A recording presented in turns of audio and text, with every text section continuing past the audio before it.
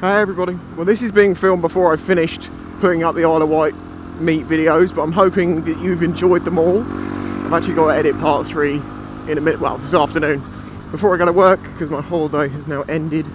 It's been a great time off, really enjoyed myself. I did a lot of, as I say before, a lot of stuff to sort things out at home to make things just more pleasurable, you know, easier.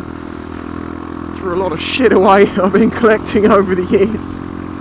You know, just those, you know, mandrels, as my sister calls them, mandrels, and you have all this stuff, and it's like, well, you know, I should keep it. And I went back and I found a couple of ADSL routers and stuff, and it's like, I'm never ever going to have to buy a router again, because who we get our internet with supplies a wireless router, you know. Here's a question on that subject. Okay, so if you were American, you might say router rather than router. But I noticed something. Why is it router and I'm going to take this route, but it's Route 66? It's not get your kicks on Route 66. Maybe it's because it scans better, I don't know. Anyway, way off the subject, what I actually wanted to talk about. Oh God, a great place to park right before the little corner. As they say, this is something that grinds my gears, but this, when I say this grinds my gears, it's the equivalent of replacing your engine oil with diamond dust and alcohol. And it's simply people who don't appreciate the expression, you get what you pay for. Now that's not to say that if you get something cheap, it's going to be shit. But as a general rule, the cheaper something is, the lower the quality, the more expensive something is, the higher the quality, generally. Obviously, when it comes to brands and stuff, no, it doesn't always follow, at all. But anyway, I'll get to my point. And I'll tell you what really got me, and this was looking for some digital calipers, you know, these things, they're brilliant. You know, you can measure the width of a human hair with them down to, was it 0.01 of a millimetre or something? But anyway, they're very cool, and they're very handy for certain jobs. Now I know the ones I bought are Sealy's, and they cost me, because I was looking for a cheap pair, they cost me £17, I think it was, or £18. Now for that money, I'm not expecting them to be a high enough quality or accurate enough to be able to, you know, I don't know, if I was making a cam on a lathe, you wouldn't want to check your measurements with them. And the big key to these, it would seem, as a tool, is their ability to return to zero no matter what you do with them. You know, open them, close them, they should always get back to zero.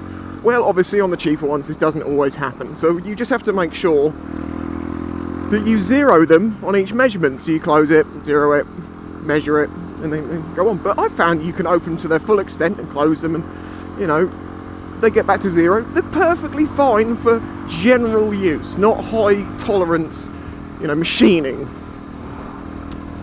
Now when I was looking for a pair, I was looking on Amazon, and I find Amazon reviews can be, you know, they can be quite hit and miss. It depends what the product is, but generally, you know, it's a reasonable idea, if there's a lot of them, to see what people think of them. And I'm reading through the reviews, and I'm finding quite a lot of reviews for these particular ones. People saying, well, you know, they're all right and they do return to zero and everything, but they're not as good as the such and such a brand, or you know, oh, I wouldn't have these over the such and such a brand. And I was thinking, oh, okay, well, maybe they're like, I don't know, £30 or something, and it might be worth spending that little bit more to get slightly better accuracy and quality. So I look into said brand, I can't even remember what it was, as I say, and the ones they were comparing them to were £400, or somewhere in that region. And it's like, how can you possibly compare a £17.99 or whatever it was pair of digital calipers to a £400 pair of digital calipers and say what they said? It gave the impression that they thought that, you know, oh, it's not worth spending 17 quid on these, so just, you know, basic use, you need to spend £400. It also goes with the way that people think you need the best of everything for anything. Like when I was picking my PC out, I had some people suggest that I should have got some ridiculously powerful processors and stuff, and even like some uprated graphics cards which were only marginally better but quite a lot more expensive. And it drives me freaking crazy. You really have to take price into account when you're comparing products. You can't compare. I mean, it's like me comparing a 600D camera, which costs what, £400 when it was available, to a 1D camera in the range of, well, 1DS camera, shall we say, in the range of £5,000. Yes, they are both cameras, and yes, they do a similar job, but you can't compare the two, really, because there's such a massive price gap. I think you can see my point here, and it does fuck me off no end. Because when I want reliable reviews, I'm looking through stuff and finding people making these comparisons of products which are massively more expensive.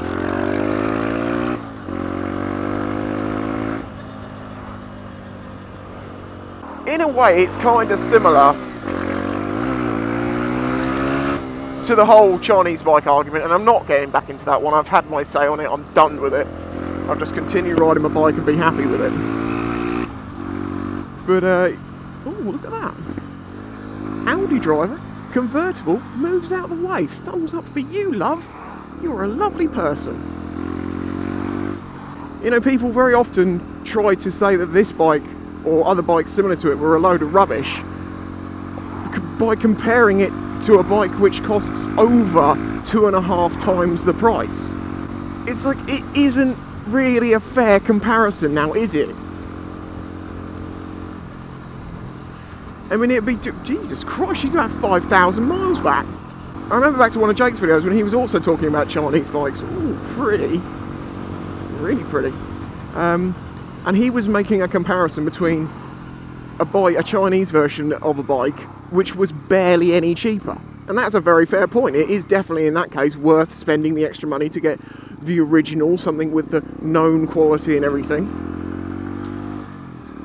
So, yeah, I completely agree with you. It would be insane to do something like that. But when you're talking about halving costs or less than half costs, you can't do that. And that's where you can see with these Sealy calipers why the comparison of something which is £17.99 to something that's £400 was just like, my brain started, I swear it started to implode at that point. I was just like,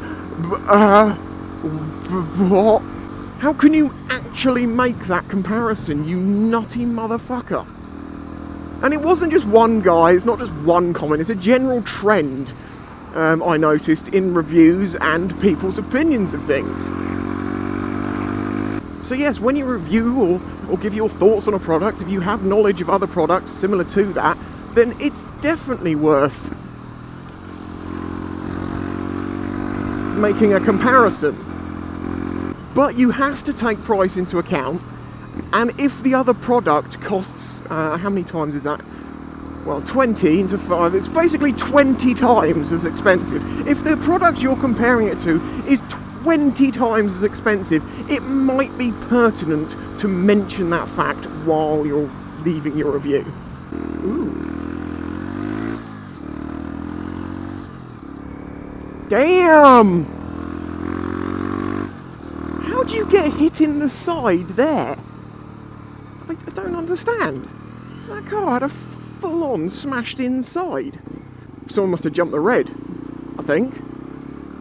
Well, that's vom, isn't it? Great. What was I saying? Yes, skill-related things. The Hudson X4 little quadcopter that I use. When I was looking up some replacement parts, blades, I actually came across a couple of reviews for the thing itself. Now, from what a lot of experienced people have said, these little quadcopters are very good for training to use larger quadcopters because they are quite responsive and easy to control and have similar, control features to some of the larger quads. But, whatever, it's a £40 little thing. But there's loads of one-star reviews, and all of them come back to the same thing. Oh, this thing's a piece of shit, fucking so difficult to control, I flew it outside and I lost it. Just because you were a bit silly or had poor... You're not going to look at... There we go. Judgment, or weren't so good with it, does not mean the product is bad and does not require it 1-star rating.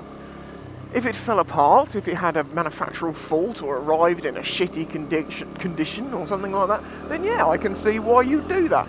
But not because you can't use it. I suppose this all boils down to one simple thing, doesn't it? Common sense. Oh god, I'm doing it again. I'm expecting common sense in this world.